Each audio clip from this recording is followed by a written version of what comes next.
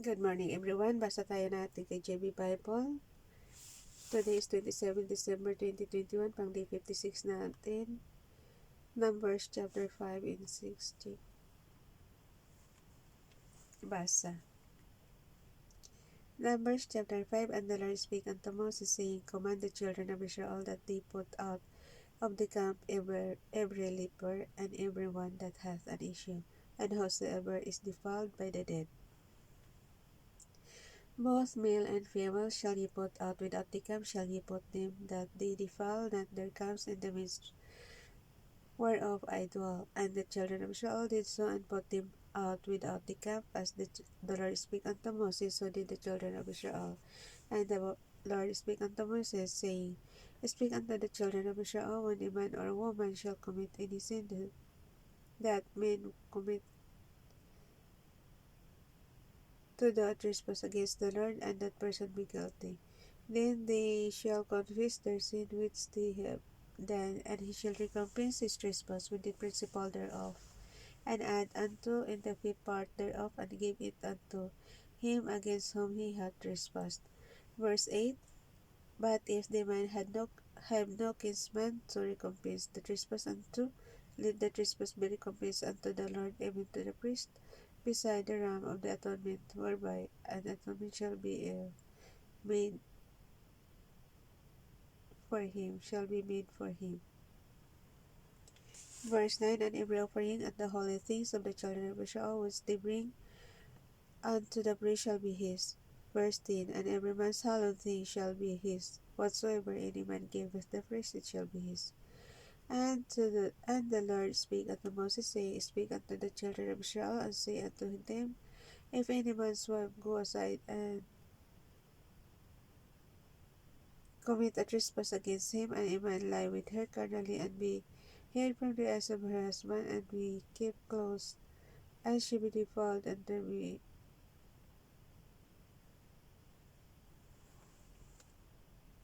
no witness against her, neither she be taken with the manner.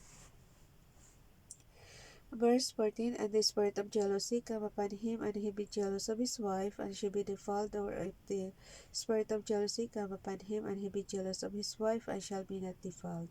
Then shall the man bring his wife unto the priest, and he shall bring her offering for her the tenth part of manipa of barley, the means the heart.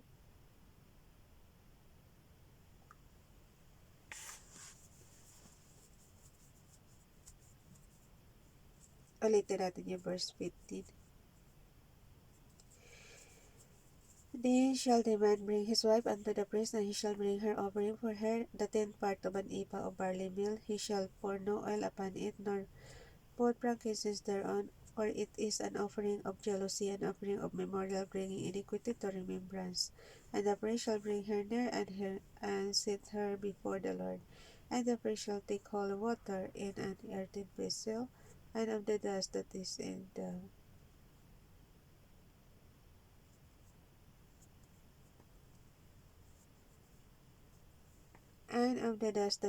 the floor of the tabernacle, the priest shall take and put it into the water.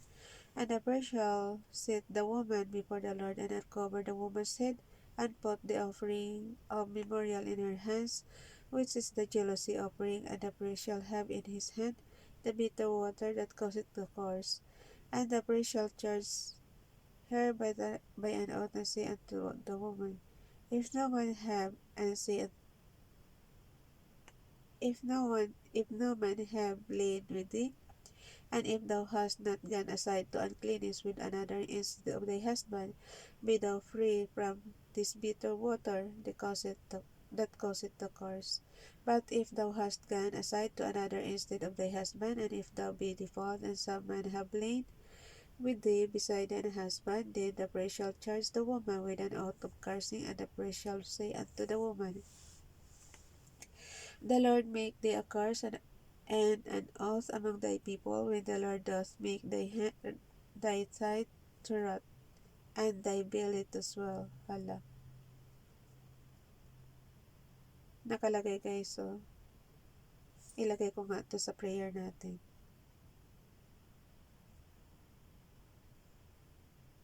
Copy verse. Then the priest shall charge the woman with an oath, sa verse 21 ng Numbers chapter 5, guys. Then the priest shall charge the woman with an oath of cursing, and the priest shall say unto the woman, The Lord make thee a curse and an oath among thy people, when the Lord doth make thy thigh to rot and thy belly to swell. Yun yung curse kapag ano yung babae. And this water that causeth the curse shall go into thy bowels, to make thy belly to swell and thy thigh to rot. And the woman shall say, Amen, Amen. So, dalawa ang kuhanin natin. Nakalagay sa verse 22, And this water that causeth the curse shall go into thy bowels, to make thy belly to swell and thy thigh to rot. And the woman shall say, Amen, Amen. And the priest shall write these curses in a book, and he shall blot them out with the bitter water, and he shall cause the woman to drink the bitter water that causeth the curse, and the water that causeth the curse shall enter into her and become bitter. Then the priest shall take the jealousy offering out of the woman's hands, and shall wave the offering before the Lord, and offer it upon the altar. And the priest shall take a handful of the offering, even the memorial thereof, and burn it upon the altar, and afterward shall cause the woman to drink the water. And when he hath made her to drink the water, then it shall come to pass that, if she be defiled and have not trespassed against her husband, that the water that causeth the curse shall enter into her, and become bitter, and her belly shall swell, and her thigh shall rot, and the woman shall be accursed among her people. And if the woman be not defiled, but be clean, then she shall be free, and shall conceive seed. This is the law of jealousies, when a wife goeth aside to another instead of her husband, and is defiled. So yan guys, may batas yung jealousy. Sa verse 29.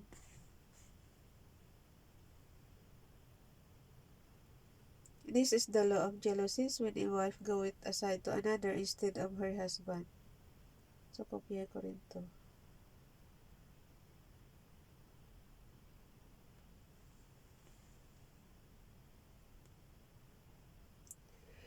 Verse 30, Or when the spirit of jealousy cometh upon him, and he be jealous over his wife, and shall set the woman before the Lord, and the priest shall execute upon her all this law.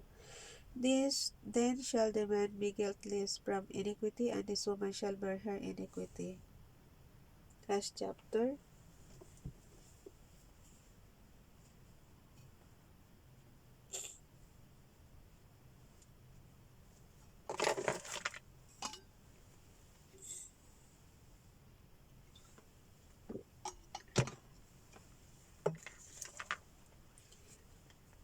Chapter 6. Numbers chapter 6. And the Lord spake unto Moses, saying, Speak unto the children of Israel, and say unto them,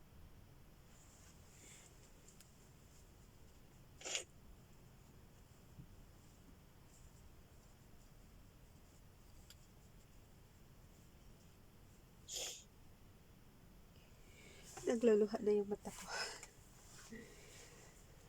Numbers chapter 6, verse 1. And the Lord spake unto Moses, saying, Speak unto the children of Israel, and say unto them, When either man or woman shall separate themselves to vow a vow of Nazarite. May separation na nung araw. Wait lang. Basahin natin ulit, guys. Numbers chapter 6, verse 1. And the Lord spake unto Moses, saying, Speak unto the children of Israel, and say unto them, When either man or woman shall separate themselves to vow a vow of a Nazarite, to separate themselves unto the Lord, he shall separate himself from wine and strong. Akala ko separate from the Lord pala. He shall separate himself from wine and strong drink, and shall drink no vinegar of wine or vinegar of strong drink, neither shall he drink any liquor of grapes, nor eat moist grapes or dried. All the days of his separation shall he eat nothing that is made of the vine tree, from the kernels even to the husk. All the days of the vow of his separation there shall no razor come upon his head until the days be fulfilled in the which he separated himself unto the Lord. He shall be holy, and shall let the locks of the hair of his head grow. All the days that he separates himself unto the Lord, he shall come at no dead body. He shall not make himself unclean for his father or for his mother, for his brother or for his sister when they die, because the consecration of his God is upon his head. All the days of the separation he is holy unto the Lord. And if any man die very suddenly by him, and he hath defiled the head of his consecration, then he shall shave his head in the day of his cleansing. On the seventh day shall he shave it. And on the eighth day he shall bring two turtles or two young pigeons to the priest to the door of the tabernacles of the congregation. And the priest shall offer the one for a sin offering, and the other for a burnt offering, and make an atonement for him for that he sinned by the dead. I shall hallow his head that same day. And he shall consecrate unto the Lord the days of his separation, and shall bring a lamb. Hala, lamb talaga, oh. Grabe. Ang mahal kaya niyan, guys. Tapos sa kanila buo-buo talaga dalhin. Verse 12. And he shall consecrate unto the Lord the days of his separation, and shall bring a lamb of the first year for a trespass offering. But the days that were before shall be lost, because his separation was defiled. And this is the law of the Nazarite. When the days of his separation are fulfilled, he shall be brought unto the door of the tabernacle of the congregation. And he shall offer his offering unto the Lord, one lamb. Sa verse 14 tayo ha.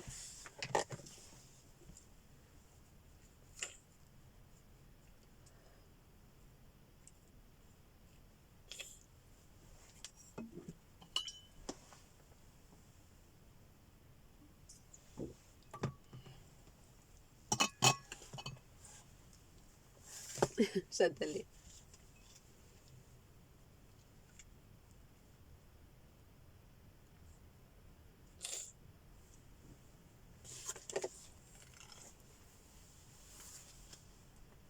Ulit sa verse 14. And he shall offer his offering unto the Lord, one lamb of the first year without blemish for a burnt offering, and one ewe lamb of the first year without blemish for a sin offering.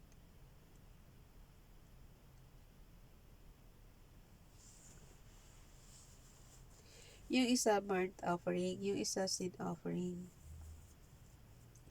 And one ram without blemish for peace offerings. Pag makasalanan ka ng araw, ang dami mong dadalhing offerings. And a basket sa verse 15. And a basket of unleavened bread, cakes of fine flour mingled with oil, and wafers of unleavened bread anointed with oil, and their meat offering, and their drink offerings. And the priest shall bring them before the Lord, and shall offer his sin offering and his burnt offerings. And he shall offer the ram up for a sacrifice of peace offering unto the Lord with a basket of unleavened bread. The priest shall offer also his meat offering and his drink offering. And the Nazarite shall shave the head of his separation at the door of the tabernacle of the congregation, and shall take the hair of the head of his separation and put it in the fire, which is under the sacrifice of the peace offerings. And the priest shall, kaya pala makita mo sila puro kalbo. And the priest shall, si disciple talaga. And the priest shall take the shoulder of the ram and one unleavened cake out of the basket and one unleavened wafer, and shall put them upon the hands of the Nazarite after the hair of his separation is shaven. Pakibasa nyo rin guys yung inyong KJV Bible Kasi ako talaga syempre hirap ako magbasa. Ulitin yung verse 19. And the priest shall take the sudden shoulder of the ram and one unleavened cake out of the basket. Sandali ulit.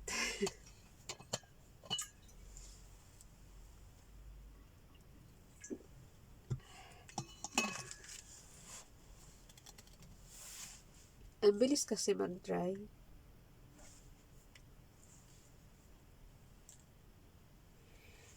Ulit sa verse 19, and the priest shall take the son's shoulder of the ram, and one unleavened cake out of the basket, and one unleavened wafer, and shall put them upon the hands of the Nazarite after the hair of separation is shaven. And the priest shall wave them for a wave offering before the Lord. This is holy for the priest with a wave breast and heave shoulder, and after that the Nazarite may drink wine. This is the law of the Nazarite who hath vowed, and of his offering unto the Lord for his operation, beside that his hand shall get. According to the vow which he vowed, so he must do after the law of his operation.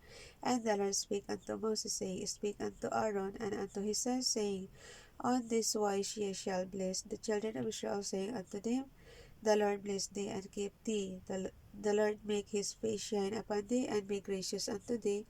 The Lord lift up his countenance upon thee and give thee peace. And they shall put my name upon the children of Israel, and I will bless them. Parang ito na lang yata gusto ko. Kasi may bless eh. Yung kasi pinili natin cars, yun eh. So, dito ako. Sa verse 22.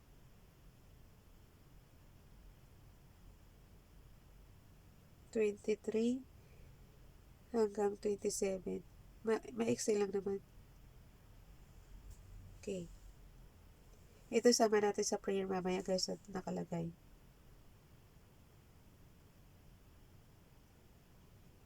Sa 21 pala tayo mag-umpisa. This is the law of the Nazarite who hath vowed and of his offering unto the Lord for his separation, beside that his hand shall get according to the vow which he vowed, so he must do after the law of his separation. Ay, tanggalin natin yan. Dito na tayo sa 22. And the Lord spake unto Moses, saying, Speak unto Aaron and unto his sons, saying, On this wise ye shall bless the children of Israel, saying unto them, The Lord bless thee and keep thee. The Lord make his face shine upon thee and be gracious unto thee. The Lord lift up the countenance upon thee and give thee peace. And they shall put my name upon the children of Israel, and I will bless them. So, hanggang dyan na siya. Okay. Bye everyone. God bless. Inano ko lang para sa prayer natin to. Copy. Bye everyone. God bless.